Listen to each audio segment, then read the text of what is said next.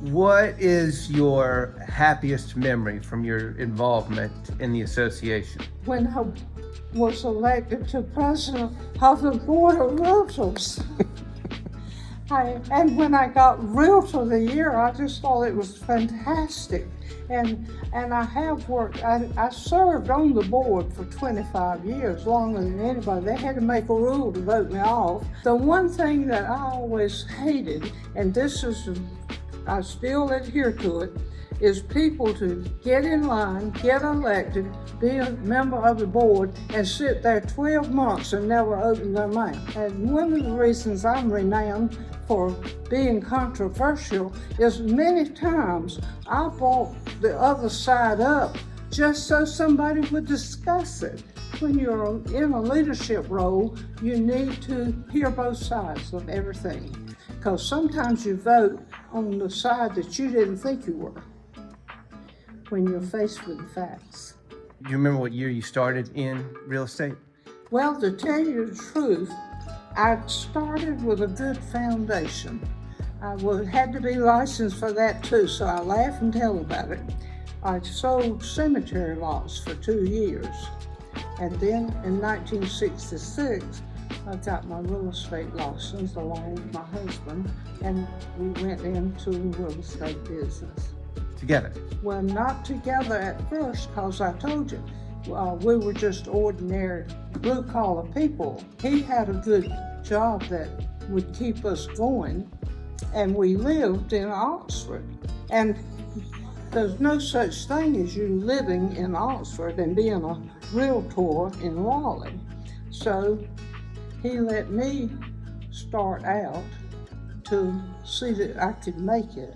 And then he gave up his job and went to work for Gaddy Real Estate. Who did you start with when you began your career in real estate? My career is a book in itself. As I told you, we lived in Oxford, and I had to have a Raleigh number so people wouldn't call you. There was no way that someone coming to Raleigh was going to call an Oxford number. So I had a sister who lived in the Worthdale, and she let me use her number to get calls. And then I had to find a job. And so I applied at Bacon & Company with Tommy Bradshaw, who said, well, I wish I could hire you, but we just don't have an opening. You know, people didn't have all this boom, boom, boom that we have today. A man named Rupert Hobbs had an ad in the paper for an agent. I came over and applied with him. When he saw that I lived in Oxford, he at first didn't want to try it, but I convinced him that I could. So he said, we'll be here Monday. Well, Mr. Hobbs also had a woman already working for him that I guess felt that I might be a threat to her. So he had told me to show up Monday. I went home, went in the door, and the phone was ringing. My husband said, well, you've got a call. Mr. Hobbs has called me. And so he said, Miss Hunt, I've thought about it, and I don't think it'll work. Just, I just won't let you come to work. And I said, what in the world do you mean that you are firing me before you hire me? Blah, blah, blah. I gave him a hard time. He said, lady, if you want a job that bad, you show up Monday morning. And that was the beginning. And he became the #1 company in Raleigh, and I was his #1 agent. So, but time progressed, and of course, we have a whole lot of people more successful than I became. That's amazing. But I did turn to serving the board, serving the state association, and even the national association. So I tell everybody I'm Ms. Has-Been, but now it's Ms. Nothing, because I've run my rollout. When you came on with Bacon, what were some of the challenges for women in the industry at that time? There were only a very few women in real estate. You could count them on your 2 hands. Yeah. And I could name them, but in the interest of time, I won't do that. But Abby Barber was one, and she had a slogan, said, call Abby. That was her slogan. Mr. Hobbs had tell a friend. Most of them stood by a slogan of some type. We worked out of a book. We didn't have a computer. Right. And that was one of my godsends, because we had to work that book every week, and I worked it religiously. If questions came up, a lot of people started calling me about it because they knew I would remember it. And so I did have a good memory. That helped a lot. But over the years, except for Cameron Deaver, who taught 1 month at Holden Tech, which is now Wake Technical, I taught the first real estate course in Raleigh and put it together myself. And I did that for 5 years. I was a certified educator. And I still remember it.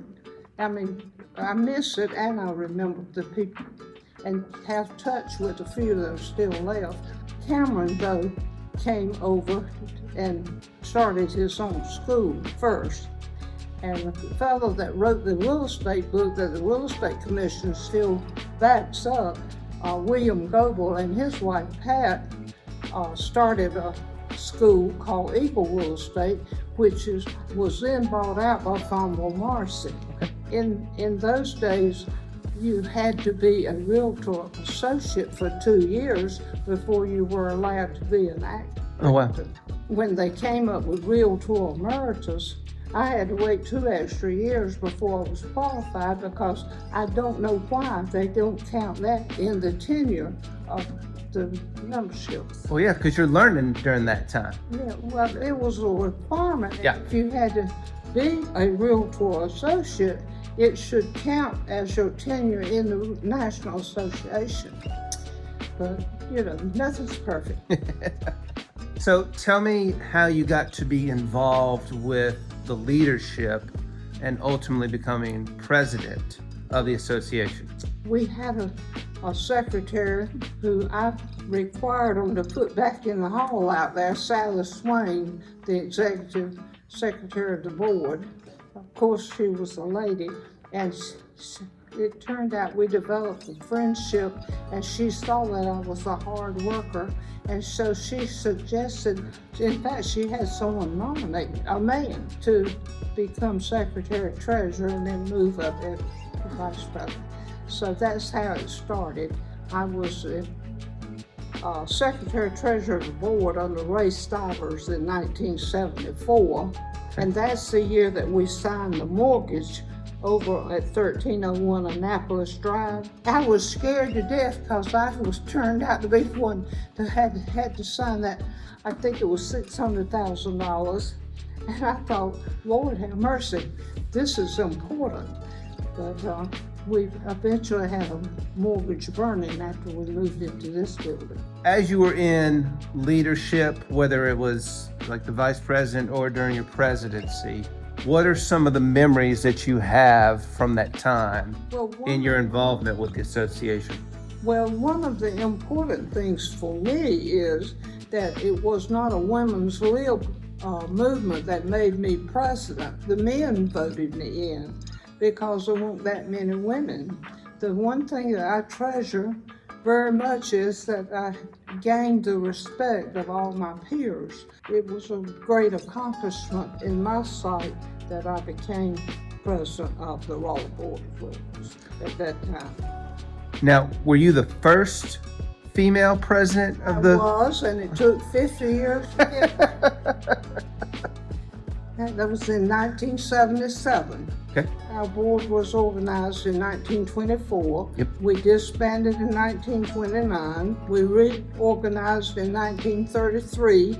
And so from 24 to 77 and 3 minus was 50 years. As the first female president of the association, were there other females within the association that now came to you and said, I'm interested in leadership also? Like, they come to you as a mentor in that? You would ask that. As a matter of fact, the Clendennons have been notorious in North Carolina in the real estate business, and Betsy Ann Bradshaw was the daughter of Charles Bradshaw and Betsy Clendenon. Betsy Ann, I guess you know that Nadine Hodge and I started the Women's Council, back. We started in 1972, which was hard because the men fought that, but they finally got us chartered, and we had our first meeting in 1973 of March. Betsy Ann, then we helped to organize the state chapter of the Women's Council and made Betsy Ann the governor. So that's how it all got started. So Betsy Ann was very interested in becoming the first woman president Of Women's Council or? of the Raleigh Board. Got it. And that happened. She got to be president even of the North Carolina Association Yeah. later on. I was the first woman from Wake County to get Realtor of the Year. Yep. And then she came along behind me and also ran for the North Carolina Association presidency, and she got to be president of that. And then in 1994, I was Realtor of the Year for North Carolina. Got my pen. But she came along then, and it started rolling that more women, Betty Moser and Mary Edna Williams and Diana Braun. I mean, there's just been, you know the list because you got a picture of it. But anyhow, I could write a book.